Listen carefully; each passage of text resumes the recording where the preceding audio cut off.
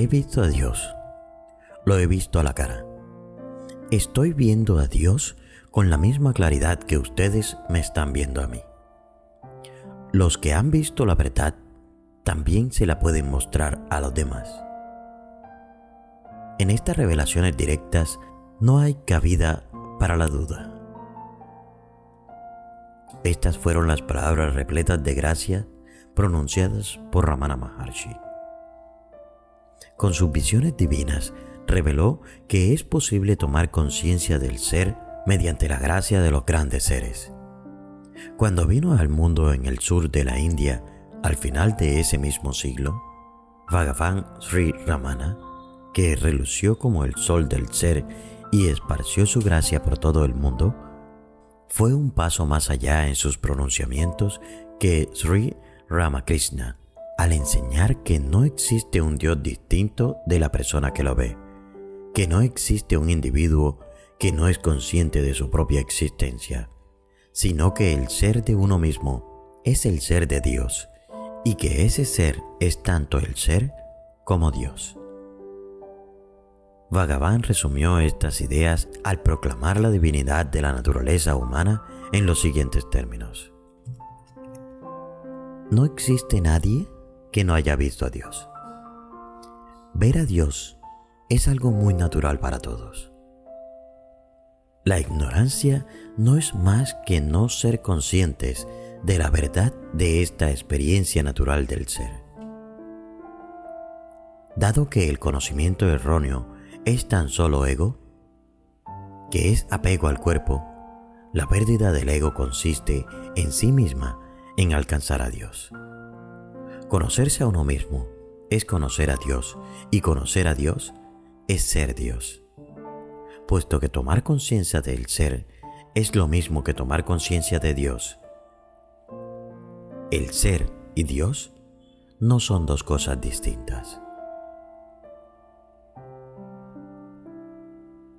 Todo esto lo confirmó Bhagavan al escribir los versos 24 y 25 del Upanishad. Escuchémoslos. Verso 24. Dada la naturaleza de ambos, Dios y el alma son única sustancia. Lo único distinto es su conocimiento adjunto. Verso 25. Conocerse uno mismo, una vez despojado de los conocimientos adjuntos, implica conocer a Dios, porque Dios es el resplandor del ser en uno mismo.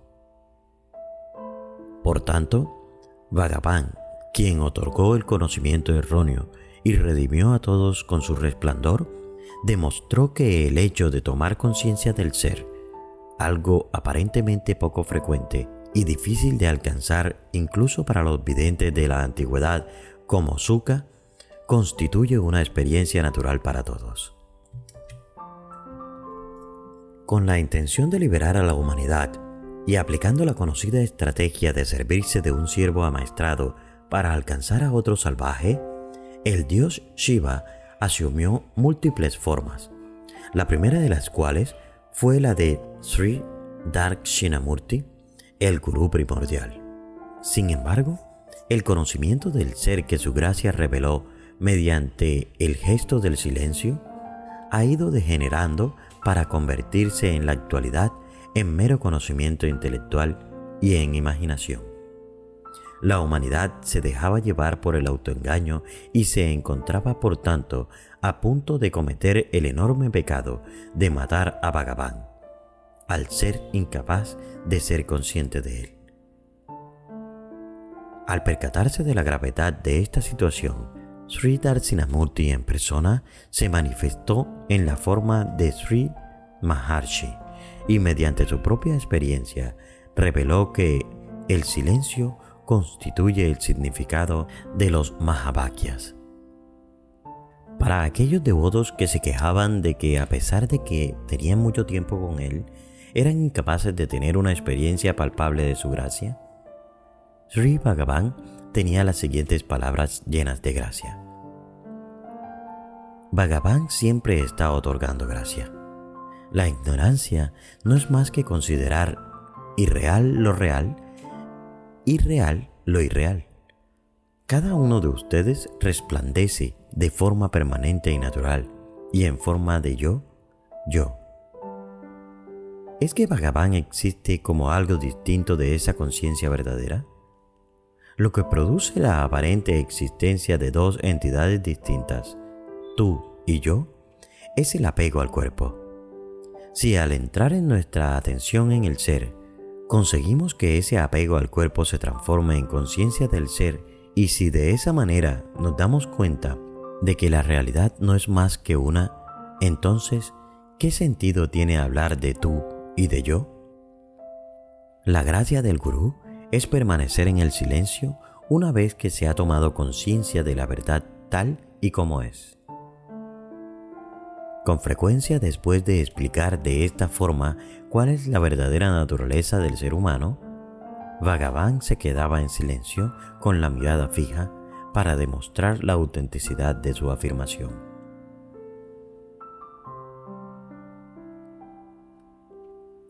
En los siguientes versos, Bhagavan describe la supremacía del silencio del gurú en semejantes circunstancias. Gurú, Señor Jnana, el poder de la ilimitada grandeza del ser es el silencio supremo que echa por tierra los inútiles argumentos de aquellos que tienen la mácula del espejismo de los deseos mundanos. Sin matar al cuerpo, pero matando con su mirada al ego que adopta la pose de tener una existencia real, el gurú pone en evidencia instantáneamente la inexistencia de todas las irrealidades y revela con lo único que existe realmente el esplendor del Ser Supremo y único. Resulta imposible contemplar la divina danza del conocimiento del ser en el corazón hasta que la danza de esa mente rebelde sucumba al divino poder de la espada del auténtico conocimiento que enarbora ese gran héroe, el Sadgurú, que ya ha decapitado a su propio fantasma, la mente. Bhagavan nunca le inculcaba una disciplina a nadie. Por naturaleza, su intuición consistía en practicar él mismo todas las disciplinas de conducta que le imponía a los buscadores espirituales. Sin embargo, nunca permitió que los que confiaban plenamente en él se excedieran. Los corregía en privado con amabilidad. De hecho, algunas personas se quejaban de que Bhagavan nunca reprendía en público las conductas deficientes de algunos de sus devotos. Al percatarse de la desesperación de una de estas personas, Bhagavan reveló su punto de vista al respecto con las siguientes palabras: ¿quién debe corregir a quién?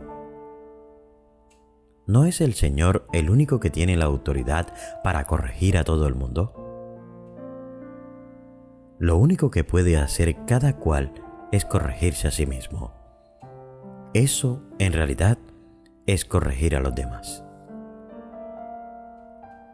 El Ser Supremo al que grandes encarnaciones como Krishna, Buda, Jesús y Mahoma se han referido siempre en tercera persona, es decir, él, ella o ello, en lugar de utilizar el pronombre yo, es ahora revelado por Ramana Maharshi en primera persona mediante las siguientes explicaciones. La auténtica naturaleza del hombre es conciencia. En su estado natural, el hombre no es consciente de nada. ¿Por qué? Porque solo existe algo cuya naturaleza es conciencia de existencia. Y como eso es el estado natural del hombre, en ese espacio supremo de conciencia, completo en sí mismo y no dual, no hay cabida para dualidades ni trinidades. Por ello, la ciencia del ser no es más que el hecho de que el hombre reconozca que su auténtica naturaleza es puramente existencia-conciencia, dicha autoconciencia del ser, que no tiene limitaciones y además de la cual no puede existir nada más, se describe en términos de conocimiento-visión y de autoconocimiento del ser. Al tiempo que el Ser Supremo se lo califica de pleno y que las características de dicha plenitud son ausencia de dualidades y compartimentaciones, en el estado del Ser Supremo se sabe que en la verdad absoluta no existe la aparente Trinidad constituida por el proceso de ver, el sujeto que ve y el objeto visto, sino que es algo que solo se produce como fruto de la imaginación. Te sugiero que escuches nuevamente este audio. Hay muchas verdades que se han dicho aquí que en un principio son difíciles de digerir. Así que por favor, si te es posible, escucha nuevamente el audio. Y bueno, si has llegado hasta este punto del video, por favor déjame un comentario con la palabra La Gracia del Gurú. Recuerda que si no te has suscrito al canal, consideres hacerlo. Gracias y nos vemos en el silencio.